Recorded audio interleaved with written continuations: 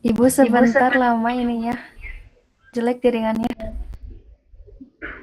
Oh iya, si ini atau Raifa. Mana Raifa?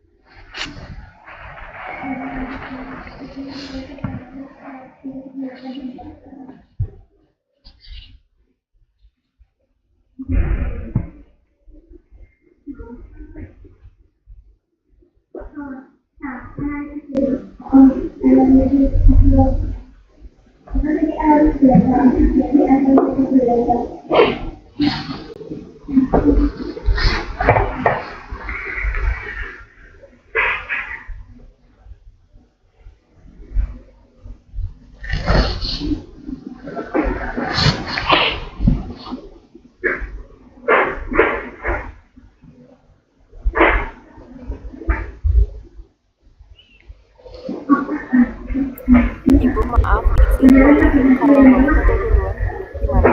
Gimana? Boleh Nurul. Makasih Bu.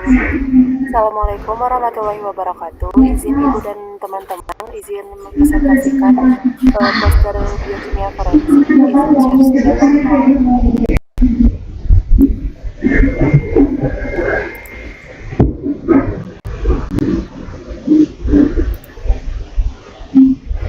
Di sini saya mengambil film dokumenter di mana di YouTube dengan channel Files yang ini dia tuh menceritakan kalau seorang anak perempuan berusia 5 tahun bernama Melissa hilang saat menghadiri pesta Natal di kompleksnya.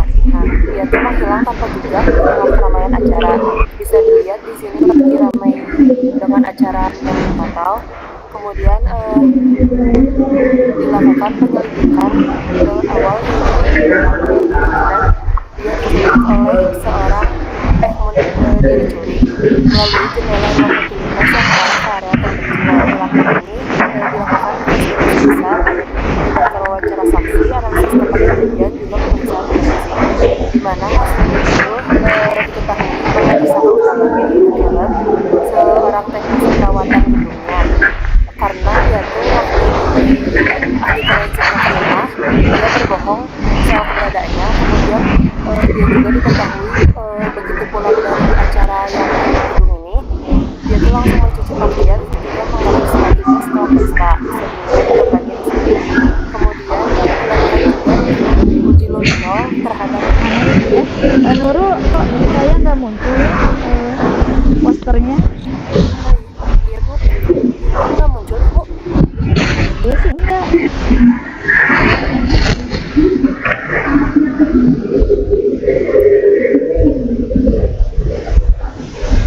Bentar Bu. Izin di teman-teman yang lain muncul nggak ya posternya? Muncul. Oh, berapa aja. Jadi gimana? Atau diulang lagi? Ini Bu dilanjut. Kemudian dilakukan juga uji luminol di mobil tersangkanya. Itu menunjukkan hasil positif karena dia tuh berarti ada jejak cairan biologis yang sempat berada di mobil ini. Kemudian dilakukan juga oleh ahli forensik di mana terdapat serat biru dan merah yang cocok dengan pakaian Melissa saat hilang. Kemudian ditemukan juga rambut keriting hitam yang sesuai dengan mantan ibunya. Kesesuaian ini itu menunjukkan bahwa kemungkinan Melissa itu diculik oleh teknisi tadi. Nah, kemudian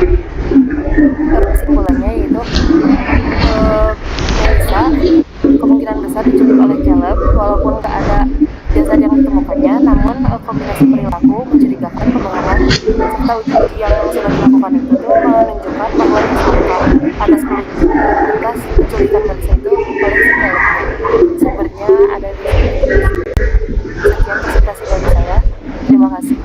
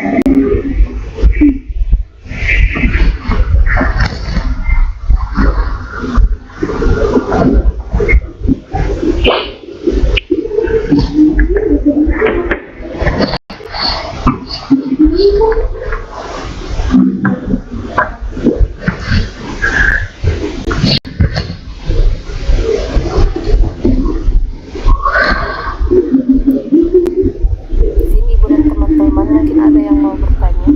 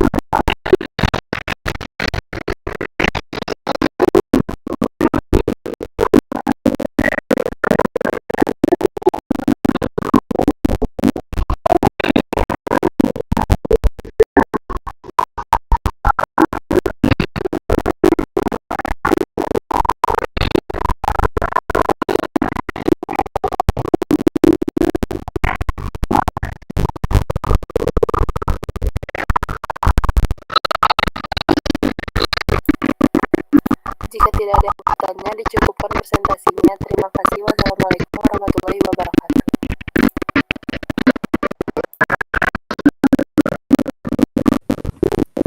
Ibu izin untuk selanjutnya saya, Bu.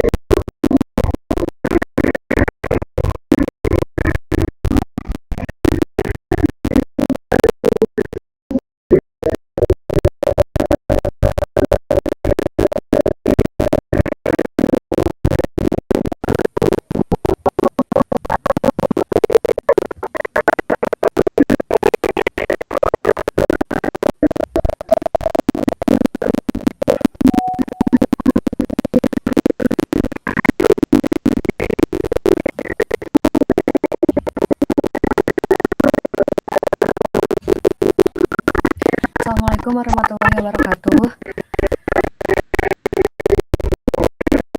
Baik, pada kesempatan kali ini saya akan mempresentasikan kasus mengenai forensik 2022, di mana pada kasus ini tuh banyak anak-anak yang kehilangan setelah hari ulang tahunnya.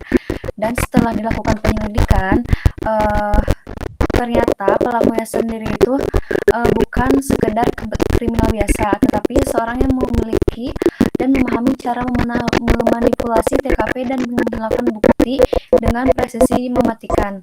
Nah, setiap langkah maju membuka rahasia baru dan membuat batas antara penegakan hukum dan bahaya pribadi semakin tipis.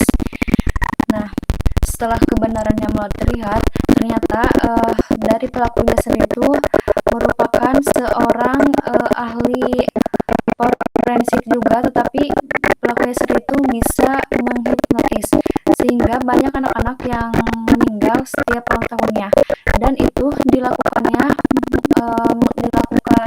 analisisnya dengan melihat dikarenakan si pelakunya sendiri itu merubah identitasnya atas dari matanya. Sekian dari saya.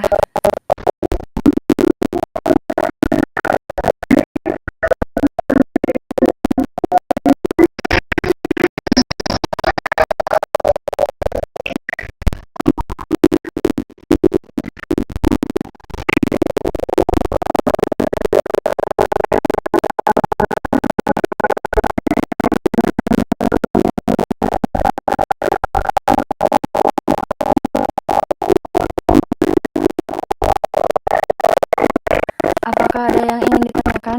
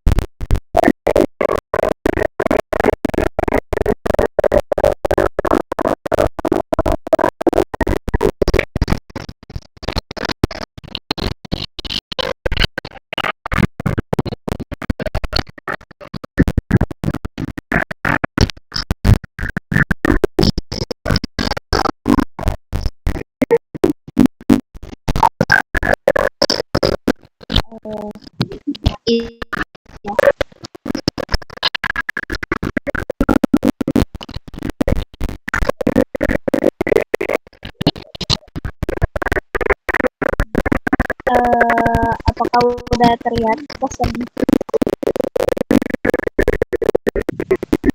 Oke, di sini aku mau menjelaskan tentang film yang udah saya tonton, yaitu Seven. Film ini dirilis pada tahun 1995. Seven juga dari David Fincher dan diproduseri oleh Arnold Copelson, yang menunjukkan perpaduan intens antara crime, horror, dan misteri psikologis. Saya penyakit Seven ini menceritakan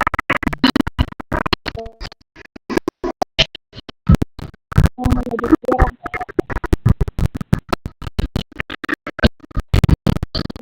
oleh seseorang pelaku misterius bernama John Doe. Setiap korban juga dipilih untuk mempersepsikan satu dari 7 dosa mematikan.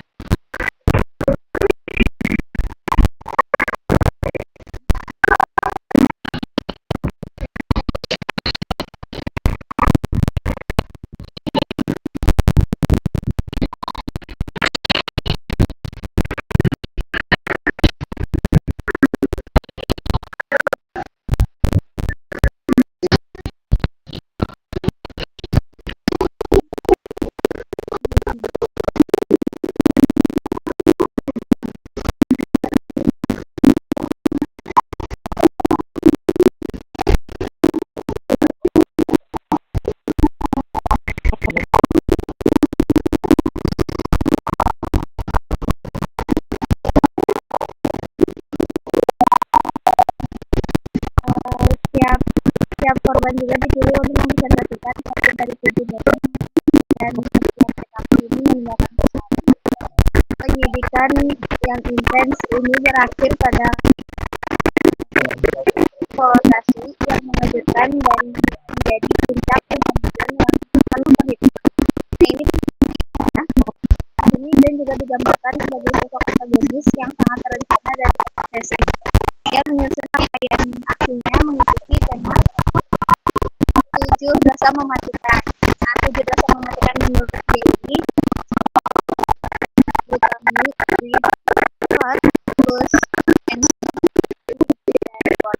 Artinya ada kerakusan, keserakahan, kemalasan, hawa nafsu, kesombongan, iri hati, dan kemurkaan yang menurut John ini dosa-dosa ini tuh harus dihilangkan dunia gitu dari bumi, makanya dia bunuh. Di film ini tim forensik menganalisis lokasi kejadian, memeriksa pola jejak motif, menjadikan barang bukti, serta mempelajari kondisi korban dan menyelesaikan antar yang menjadi korban.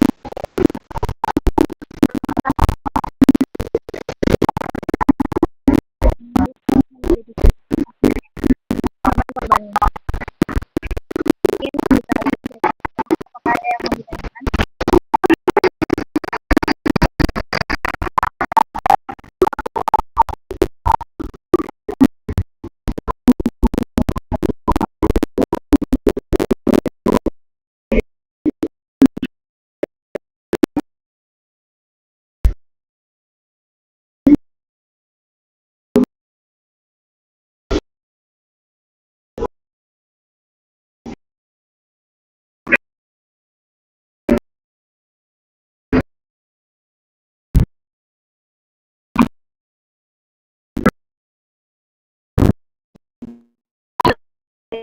Assalamualaikum warahmatullahi wabarakatuh.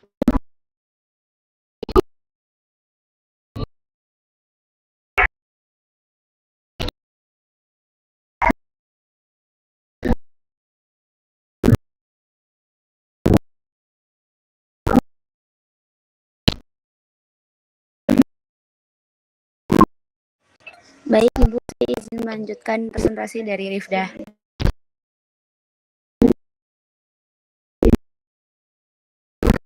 Mohon maaf Ibu, sebentar di sini azan mungkin agak ditunggu sekitar 5-7 menit. Terima kasih.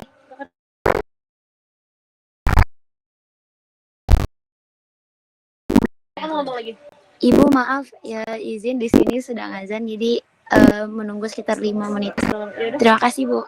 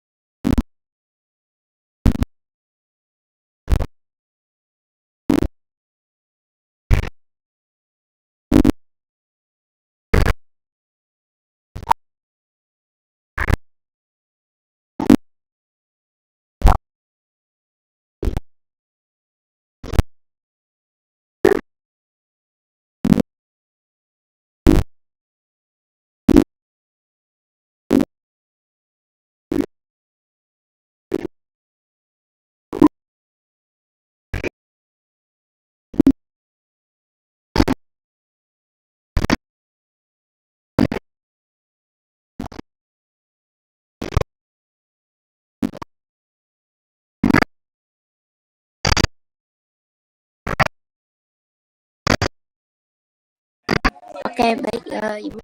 Sebelumnya mohon izin untuk semuanya. Saya izin menjelaskan tentang film fiksi dari Indonesia yang mengangkat kisah tentang forensik, yaitu Dendam Kelamala, yang keluar pada tahun 2025. Jadi sinopsis dari cerita ini adalah film thriller misteri yang bercerita tentang kedua pasangan yang yang membunuh istri dari watak prianya. Lalu jenazah yang terbunuh ini kemudian dilaporkan ke lab forensik untuk diautopsi. Namun dalam seketika waktu jenazah itu hilang dan diinvestigasi oleh pihak kepolisian. Nah, setelah diinvestigasi didapatkan bahwa banyak kejanggalan dalam kematian dari Sofia. Untuk tersangka dari film ini itu ada 3. Yang pertama ada Jeffrey sebagai pembunuh dari Sofia sebagai istri, lalu ada Sarah yang membunuh Jeffrey, dan juga ada ayah dari Sarah atau Lydia yang menjadi dalang dari pembunuhan Jeffrey dan juga Sofia. Lalu korbannya itu ada Sofia yang terbunuh oleh Jeffrey dan juga Jeffrey yang terbunuh oleh Sarah atau Lydia.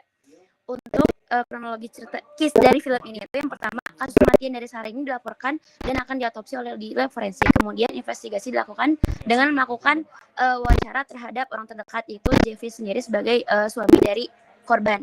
Lalu pada saat proses investigasi, tersangka mengalami gejala halusinasi yang tidak wajar. Lalu terungkap bahwa motif pembunuhan dari Sofia ini merupakan motif perselingkuhan yang menyebabkan nyawa Sofia hilang akibat diracuni oleh serum T800.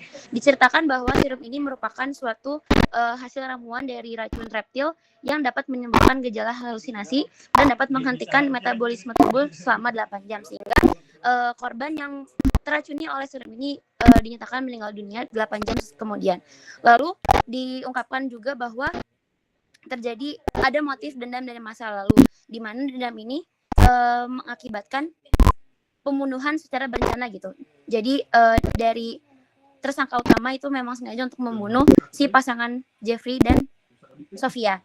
Kemudian terungkap tersangka utama dari pembunuhan ini adalah yaitu Lydia dan juga ayahnya. Lalu kemudian di akhir cerita kedua pasangan ini tewas dibunuh oleh ayah dan anak tersebut gitu.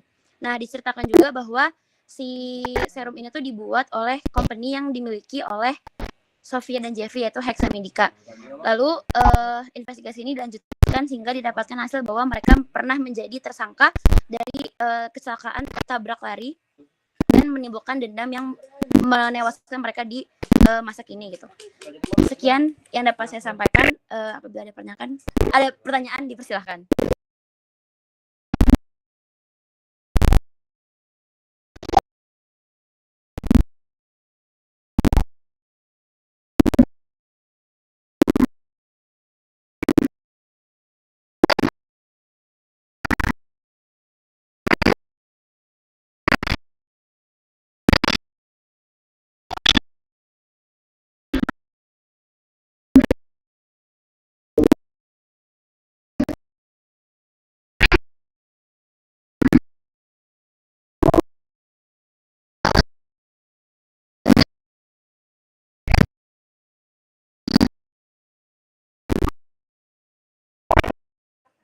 Oke, mungkin bila tidak ada pertanyaan, maka saya cukupkan. Terima kasih. Wassalamualaikum warahmatullahi wabarakatuh.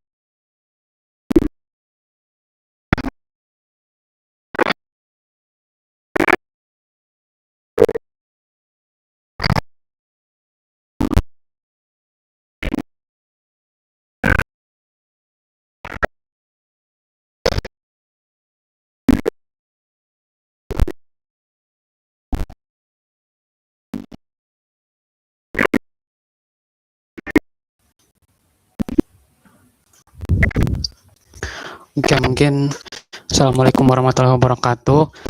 Izin mempresentasikan ya untuk film yang ditonton, yaitu saya menonton film berjudul Forensik. Ini film dari India. Untuk ringkasan filmnya ini ada serangkaian pembunuhan anak yang menguncang kota Missouri, di mana polisi Mega Sharma serta ahli forensik Johnny Hanna ini menyelidiki kasus dengan melakukan pendekatan ilmiah, di mana mereka menemukan jejak biologis, pola darah yang direkayasa, serta bukti mikro yang mengarah kepada tersangka misterius, di mana investigasi perlahan mengungkap bahwa pelaku sengaja memanipulasi bukti untuk menyesatkan penyidik. Nah, pada film ini juga ada beberapa hal yang dilakukan seperti analisis DNA, pola darah, jejak mikro, rekonstruksi TKP, serta profiling psikologis. Pada analisis DNA sendiri, analisis forensik Johnny menganalisis darah yang diambil dari lokasi kejadian, di mana analisis DNA menunjukkan pola genetik yang mengarah pada sejumlah nama tersangka dan memberikan indikasi bahwa pelaku mungkin memiliki koneksi pribadi dengan korban. Lalu pola darah, dengan menggunakan analisis pola darah, Johnny dapat menentukan posisi pelaku serta dapat teridentifikasi bahwa pelaku adalah kidal. Untuk jejak mikronya, rambut, serat dari pakaian, jejak sidik jari yang tidak terlihat, serta partikel kecil yang ada di tubuh korban diperiksa, di mana bahan bukti ini sangat menentukan untuk membantu penyidik menemukan tempat dan tindakan pelaku. Lalu rekonstruksi TKP, dengan menyatukan pola serangan, waktu peristiwa, serta barang bukti, Johnny menyusun kembali reka adegan kejahatan. Langkah ini memudahkan tim untuk memahami kronologi kejadian yang sebenarnya. Lalu yang terakhir adalah profiling psikologis, di mana Mega mengevaluasi pola tindakan pelaku menggunakan pendekatan psikologi forensik, serta luka emosional dari masa kecil, serta interaksi sosial merupakan hal penting untuk mengenali motif penjahat. Pada akhirnya, untuk tersangka sendiri yaitu merupakan seorang terapis, namanya itu Ranjana. Dia ini dulunya seorang laki-laki gitu, cuman waktu dewasa dia mengubah identitasnya menjadi perempuan gitu, dan melakukan serangkaian pembunuhan pada hari ulang tahun anak-anak. Mungkin cukup sekian. Ada yang mau bertanya?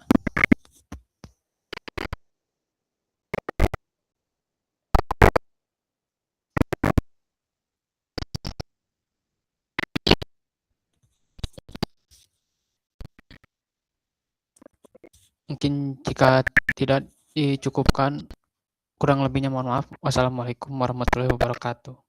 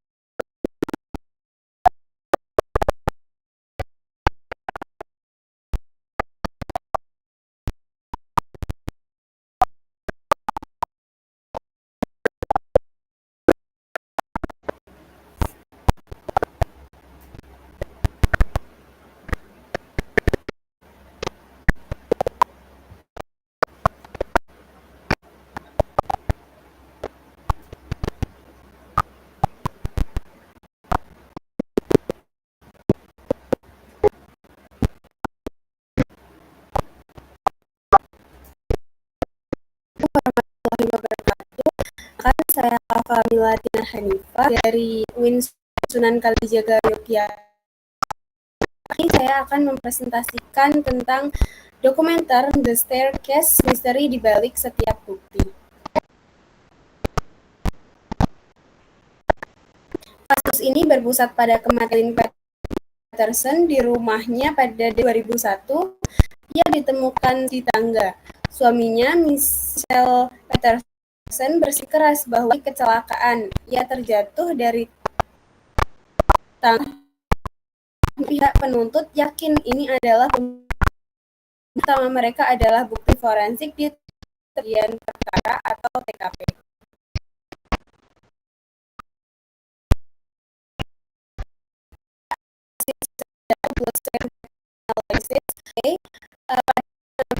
Saat ini darah ditemukan di tangga dan dinding adalah darah tinggi atau high velocity sphere atau dinding siram cast arter. Interpretasi konsisten dengan seorang yang diperiksa berulang kali dengan benda tumpul bukan karena jatuh, menunjuk bahwa pola splicing yang tinggi sebagai bukti kekerasan. Namun pihak pembela ini berpendapat bahwa pola darah tersebut adalah darah kecepatan rendah atau low velocity spatter atau hanya darah yang menetes bebas, dripping, dan darah genangan. Pulih dihasilkan dari kepala Kathleen yang terus berdarah dan kemudian beberapa kali saat ia berusaha jatuh. Interpretasinya luka sayatan yang terus mengalirkan darah ini ditambah dengan tubuh korban dapat menciptakan pola darah yang terlihat mirip dengan pola pukul tanpa adanya kekerasan. Selanjutnya ada pemeriksaan medis forensik. Penyebab kematian Kathleen ini pendarahan hebat akibat banyak luka di kulit. Kathleen menderita 7 luka sayatan di bagian atas kepala yang mendalam. Masalah forensiknya, luka-luka ini sangat dalam dan multiple, namun tidak ada fraktur tengkorak atau tulang retak tulang atau patah. Berpendapat 7 sayatan harus disebabkan oleh adanya benda kecil yang berulang kali memukul kepala korban. Pembela berpendapat bahwa jatuh darah, khususnya pada sudut yang tidak keras, menimbulkan luka sayatan kepala tanpa terjadinya retak pada tengkorak. Adalah juga mencatat bahwa tidak meninggal secara seketika. Setelah beberapa tahun setelah vonis, seorang tetangga bahwa Kathleen diserang oleh burung hantu di luar rumah, tersandung dan di tangga. Selanjutnya itu ada bukti fisik yang ditemukan. Ada 3 helai burung hantu mikroskop temukan menempel pada tangan dan lin. Juga serpihan kayu ditemukan. Terdapat luka sayat kepala korban setelah diperiksa oleh dinilai konsisten bekas cakar atau talon besar yang menyerang lalu memukul mangsanya. Jika benar mekanisme cedera atau tersebut mengubah kasus dari pembunuhan menjadi kematian akibat setelah serangan hewan, membantu kesimpulan forensik yang serangan manusia. Terima kasih atas perhatiannya. Cukup.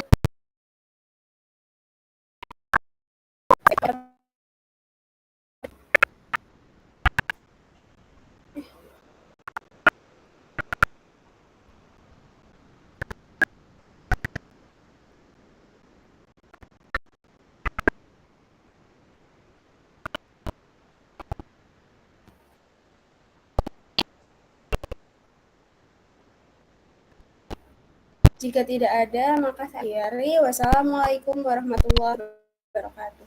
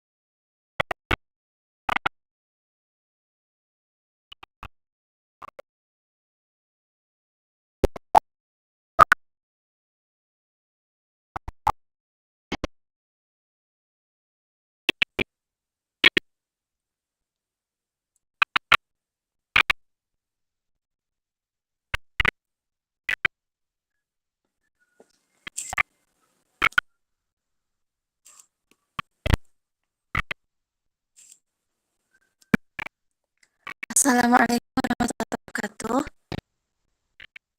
Saya Fajar Hani dari UIN Sunan Kalijaga. Di sini saya izin mempresentasikan hasil analisis dari menonton film. Jadi di sini saya menonton film The Bone Collector. Di filmnya rilis pada tahun 1999.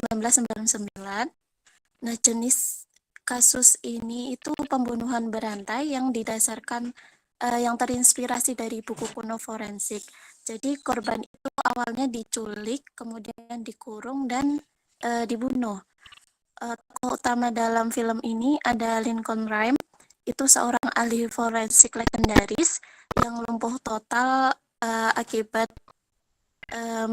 saat menangani kasus pembunuhan. Kemudian ada Amelia Donaki, itu seorang polisi wanita dan juga merupakan mata dan tangan kanan Rhyme di TKP. Kemudian ada Richard Thompson, yaitu pelakunya, seorang mantan polisi yang pernah menjadi rekan Lincoln Rhyme. Di sini TKP-nya ada 2 tempat. Yang pertama itu di lokasi kereta api bawah tanah, dan yang ditemukan itu ada serpihan batu bara jenis atrasit, dan batu bara ini mengarahkan ke sistem terowongan di era 1930-an. Kemudian ada air korban dan pH-nya itu abnormal. Kemudian posisi tubuh korban itu disengaja dengan pola signature killer. Kemudian di TKP yang kedua itu di pemakaman, bukti yang ditemukan itu ada tanah yang memiliki komposisi unik, yaitu mengandung fosil foraminifera tertentu. Kemudian timeline kematian itu lebih lama dari perkiraan awal. Selanjutnya ada aspek forensik yang menarik. Jadi investigasi dalam kasus ini tuh melalui jarak jauh. Jadi Rhyme itu menganalisis bukti dari tempat tidurnya karena kan beliau lumpuh melalui peralatan canggih dan komunikasi dengan Donagi. Kemudian akurasi teknisnya menampilkan berbagai metode forensik seperti analisis tanah, serat, dan material bukti. Kemudian ada dinamika tim yang unik, yaitu kerjasama antara otak berpengalaman milik Rhyme dan juga tenaga muda yang energik, yaitu Amelia Donaki. Dan setting atmosferiknya itu di New York yang gelap dan lembab, yang menciptakan nuansa misteri yang intens. Kemudian alur investigasinya, korban pertama itu ditemukan tewas dalam pola aneh di tempat terpencil. Kemudian Rhyme dan Donagi itu jadi Rhyme itu seorang mantan ahli forensik yang lumpuh itu merekrut polisi muda, yaitu Donagi, untuk menjadi investigatornya. Rise again time, jadi setiap korban berikutnya itu hanya memiliki waktu hidup yang terbatas. Kemudian polanya tuh terungkap karena terinspirasi dari buku kuno koleksi Rhyme, dan pelakunya itu ternyata orang yang sangat dekat dengan tim investigasi, makanya sulit ditemukan. Sekian dari saya. Apakah ada yang ingin bertanya?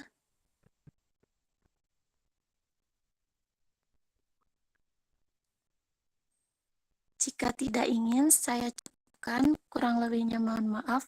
Wassalamualaikum warahmatullahi wabarakatuh.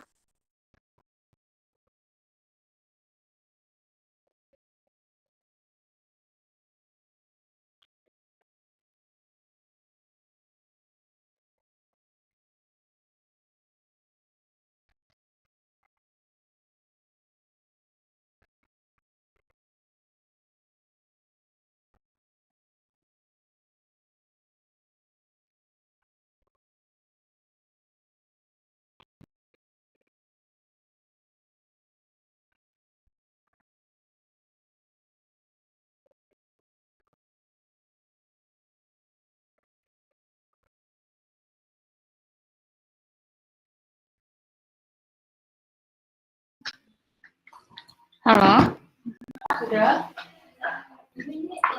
Hmm, halo?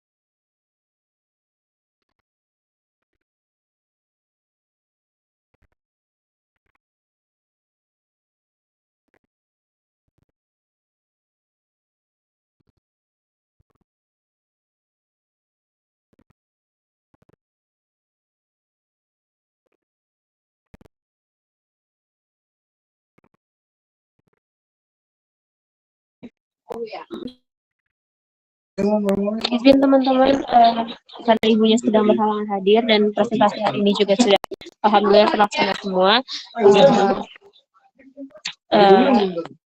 Terima kasih banyak. Teman-teman boleh meninggalkan room. Terima kasih.